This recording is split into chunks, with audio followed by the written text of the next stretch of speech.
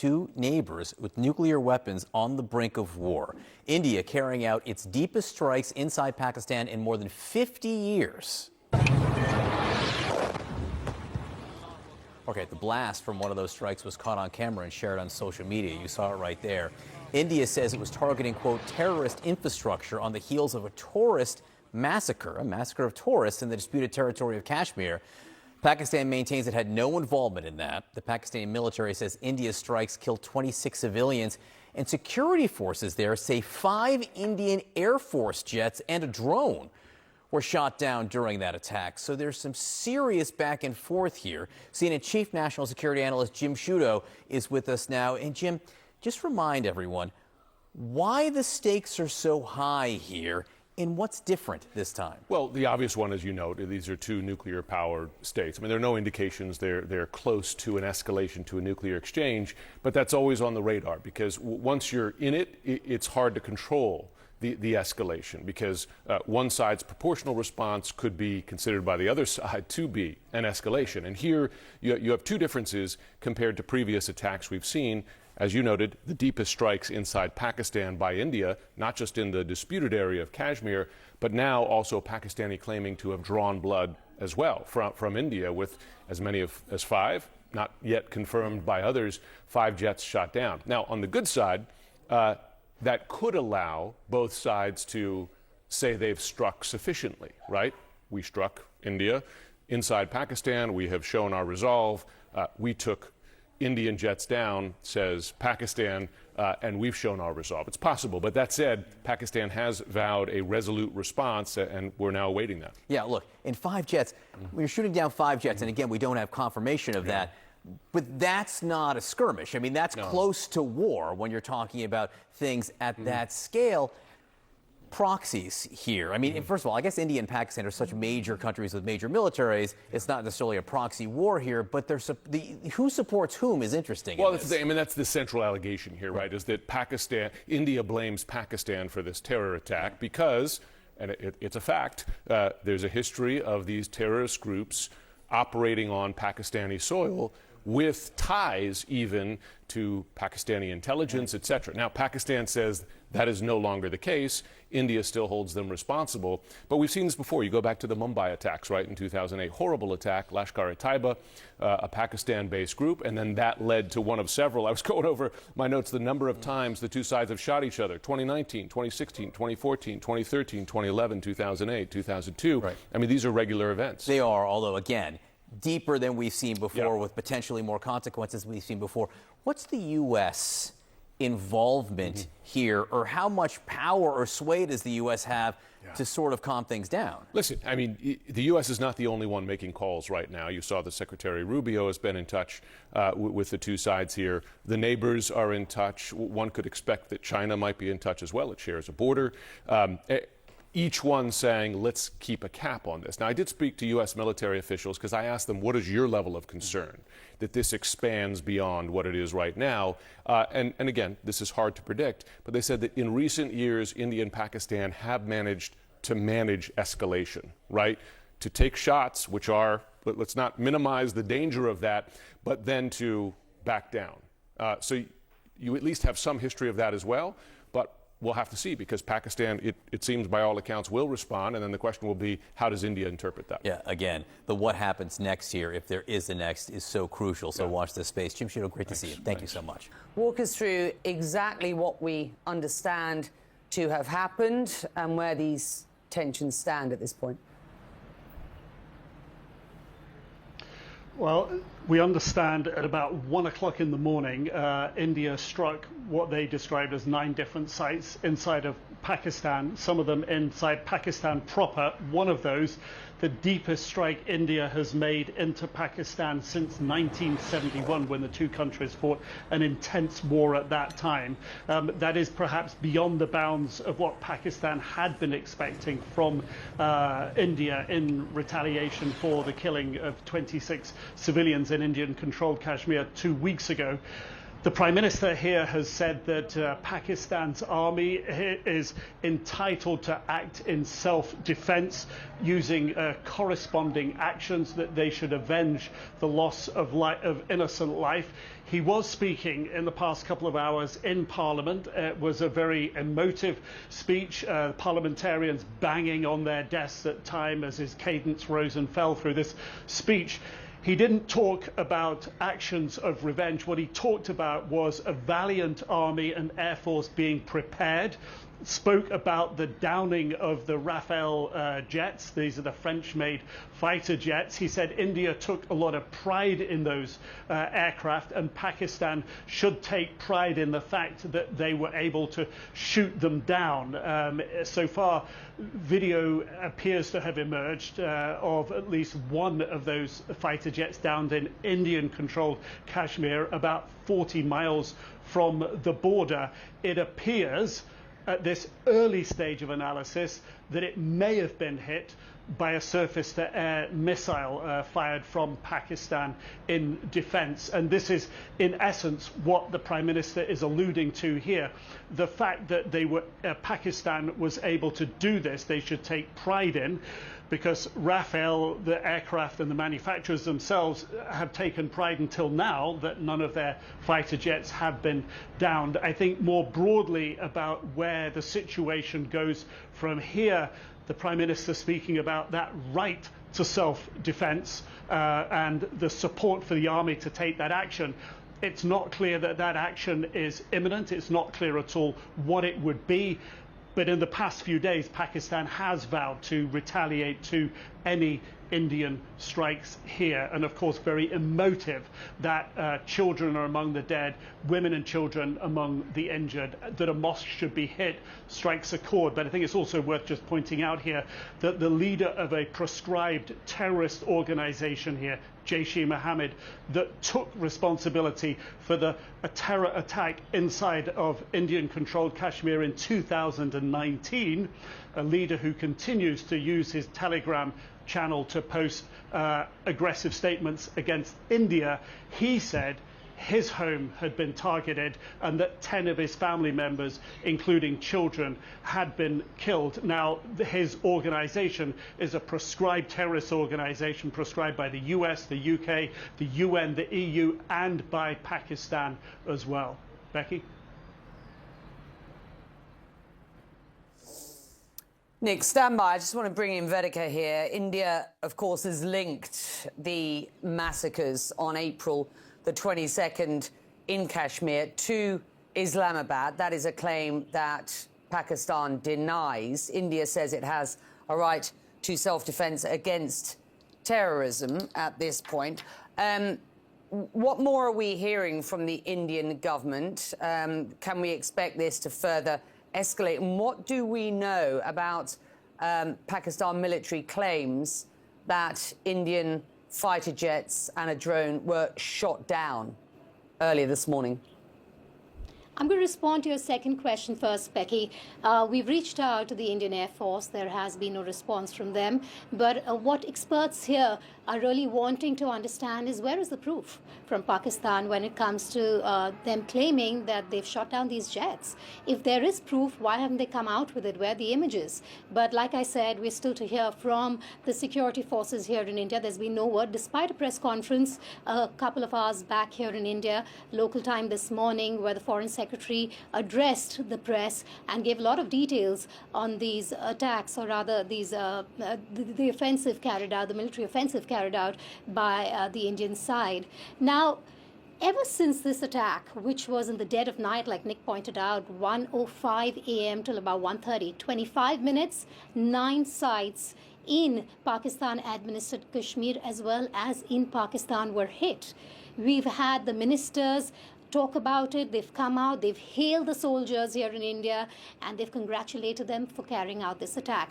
Now, the national sentiment here in India ever since that heinous attack on the 22nd of April has been to take revenge, quote unquote.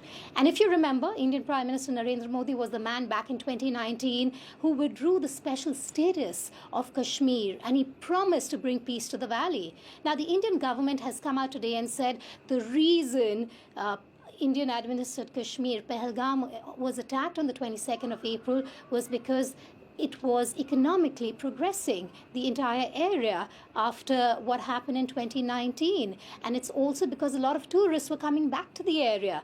And that's the reason that militant groups wanted to attack Indian-administered Kashmir all over again. We've had the defense minister come out today, the home minister come out today, we've had the National Security Advisor of India come out today, hailing this offensive, military offensive. But what's also interesting at this point is that you have the international gaze on South Asia right now, and many are calling it that India and Pakistan perhaps could be on the brink of war.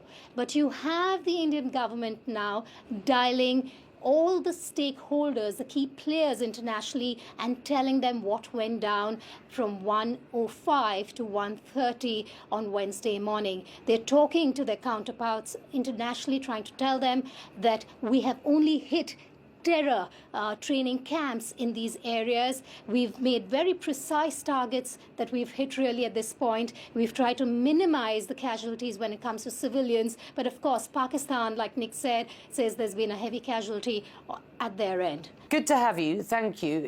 And it's important to get the perspective from Delhi. Last hour, I spoke with Pakistan's defense minister. I asked him about India's claim that all of the sites that it struck were linked to, quote, terrorist infrastructure. Have a listen. Absolutely wrong. There's absolutely no evidence. India would just want to justify whatever they have done last night, and they were taught a very, befitting lesson that they lost 5 planes. 3 of them were Rafale and a MiG and a Jaguar. So they came in to target supposedly terrorist camps or training grounds or training camps. But you're telling me that you don't know whether these sites were terrorist training sites? No. There's absolutely no terrorist activities. It's just the imagination, the figment of imagination of India. They just want to justify it. Whatever they are doing, they're trying to find a justification for that. Absolutely, there's no... You've just brought up the fact that India lost some fighter jets. So let's be quite clear about this. Pakistan claims it shot down 5 Indian Air Force jets and a drone, as I understand it. India says there's no evidence of that, no proof. So can you provide more detail? Hold on. Can you provide more detail? And is this the response that your army spokesman threatened, or is there further action to come? Let's start with this very specific allegation of 5 fighter jets shot down. Where's the evidence for that, sir? It's all over the social media, on Indian social media, not on our social media. The debris of these jets fell into Indian occupied Kashmir, and it's all over Indian media today. You're the defense and they have minister. admitted their media has... The reason to talk to you today, sir, it's not to talk about content all over social media. I'm sorry. It's not to talk about content all over social media. I'm asking you very specifically for the evidence, for the detail. For example, was any Chinese equipment used by Pakistan to down these Rafale jets, as I understand you are alleging them to be? No Chinese equipment. We have Chinese planes, JF-17 and JF-10. They are Chinese planes, but they are being manufactured, assembled in Pakistan now. We have very close to Islamabad, we have a facility over there where these planes are manufactured. And if India can buy planes from France and use them, we can also buy planes from China or Russia or United States or UK and use them. And let me say one thing. They have already admitted that the 3 planes were down. Can I just repeat the question that I asked? I wasn't asking whether Chinese fighter jets were used. I'm just, was any Chinese equipment used by Pakistan to down these jets that you suggest were targeted? Well, these planes were down with the dogfight. missiles were fired by our planes, and they were shot down. That is the Pakistan Defence Minister speaking to me earlier as this situation develops. And his suggestion to me is that it will. He says that he is concerned that this is headed to an all-out war. We continue to reach out to officials in India for interviews to get their point of view as well. None have been able to join CNN since these strikes. We will continue to effort that. The two countries have been fighting for decades, but this rapid escalation is alarming world leaders, including President Trump. They've been fighting for a long time. You know, they've been fighting for many, many decades and centuries, actually, if you really think about it. No, I just hope it ends very quickly. With me now, CNN military analyst and retired U.S. Army Major General James Spider Marks, and Bobby Ghosh, geopolitical analyst and former editor of the Hindustan Times. Glad to have both of you here. Bobby, let me start with you, because Pakistan is vowing to retaliate against India's strikes. Is there any off-ramp, or will these hostilities continue to escalate? Well, if you see the way traditionally this kind of a conflict has gone in the past between these two countries, both sides make very large claims. We did this, we did that. We hit so many targets and killed so many people, and we shot down so many planes. These are big claims. The other side automatically denies those claims, but these claims are designed to give each party the off-ramp. They're designed to give each party the opportunity to say, we've achieved success, and now we can be the bigger guy, and we can sort of de-escalate the situation. But also, in previous instances, when these two countries have come to this place, the rest of the world has tried to engage with the leadership and tried to calm them down. Right now, the rest of the world, including the United States, is pretty distracted. So the risk with this kind of a confrontation is that with every time this happens, there's a tendency to go one step or two steps beyond the last occasion. So in the last occasion, Pakistan brought down one Indian aircraft, and this time they claim they brought down 5. We won't know for certain for quite some time whether that is true. India, on the last occasion, I think hit 3 targets. This time they're claiming they hit 9 targets. Okay. The risk always is you never know what is the point of no return. And you always worry that by accident, without really meaning to, one or the other side will cross that point of no return. General, let me bring you in. I rely on your military expertise. And I mean, Pakistan's military made this declaration right after the strikes. Listen. It was an unprovoked and blatant act of war. Once the Indian government, on their instructions, the Indian Air Force, while they remained within the Indian airspace, violated Pakistan's sovereignty. You know, India and Pakistan, they've had bad blood for decades. But, General, why does this conflict concern so many in the West? I think primarily because of the size of the attack that took place about 10 days ago, 2 weeks ago. And number one, against Indian tourists in the Kashmir region, and all of them were killed. But what we see now with the response from India, and bear in mind, India took that entire amount of time to dig into and determine that they had good enough intelligence, and they could then assign, with a degree of credibility, blame on this attack to one of the terrorist organizations that is hosted by Pakistan. Now, the Pakistani government will say, no, they don't. But the LET, the Lashkar-e-Taiba, lives and trains and exists within Pakistan. They also have a charitable arm. And so, but they're, they have supported Al-Qaeda in the past. So as a result of the amount of time that India took, they then have claimed, as described by Bobby, they then had 9 targets, precision strike. It was a proportional and measured strike, is what the Indians will tell you. Again, battle damage assessment must be done to determine what actually took place. The key then is Pakistan now going to respond to this response? Are we now in a cycle of action, reaction, counteraction, and then that escalates? Nobody knows, but bear in mind, culturally, both sides have achieved a degree of honor. It's proportional, it's precise. India is saying Pakistan struck first, India then responded. Is that going to be enough? If we're having a Pakistan response to an Indian counterattack, we now are in a potential situation where forces have already been pre-positioned along the line of control. That's our artillery units, maneuver units. We're talking about attack helicopters. And bear in mind that targets have already been pre-designated and pre-planned long ago. So this is a potential battlefield with the possibility of significant damage. Bobby, really quick, does the U.S. have any influence in calming things down? Not at the moment, it does not. And both sides, the Indians and the Pakistani leadership, mainly their calculations will be based on domestic reaction, on how they sell this to their own people.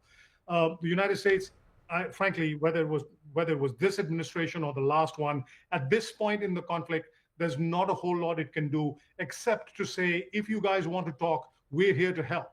But I don't think the U.S. has enough leverage on either of those two countries, given how far things have gone. Now it's all down to decisions that will be made in Delhi and Islamabad, according to calculations that are made by leadership in both places. Joining us right now to talk more about this is CNN military analyst and retired Air Force Colonel Cedric Leighton. Colonel, first and foremost, we are hearing a lot of concern all over the world about how these two countries are on the brink of war. Why is this so important to the United States for this to de-escalate and for this to calm down? Yeah, Kate, good morning. There are several reasons for that, but one of the most important is, as you've already pointed out, these are two nuclear powers, and both sides have nuclear weapons that can, in essence, do major damage on the other side. The Pakistanis have come in with not actually saying that they have a no first use policy, which means that if the Pakistani state feels that it is completely threatened by the Indians, in other words, existentially threatened, they would probably use nuclear weapons, at least in a tactical sense. So that is kind of what's at stake here. This would be, if it goes down that road and things aren't cleared up before that particular point in time is reached, this could very well see the use of nuclear weapons if it is not contained. So that's one aspect of it. The other part of it is that the U.S. is trying to develop a solid relationship with India. The relationship between Prime Minister Modi and President Trump is actually quite a good one. The relationship between Pakistan and the U.S. is definitely not what it was, say, 50 plus years ago during the early 1970s when there was another war between India and Pakistan. So it's a very, very different political dynamic. And Pakistan is basically an ally of China. India is somewhat of an ally to the United States, but it is also an ally to Russia. So there are all those dynamics that are at play here, and that's why it's one of the most important conflicts that is breaking out now here on Earth. Which then leads to the question of what could push this over the brink? I mean, after India's strikes, Pakistan promising to retaliate because, India's strikes went deeper into Pakistan than we've seen in many decades.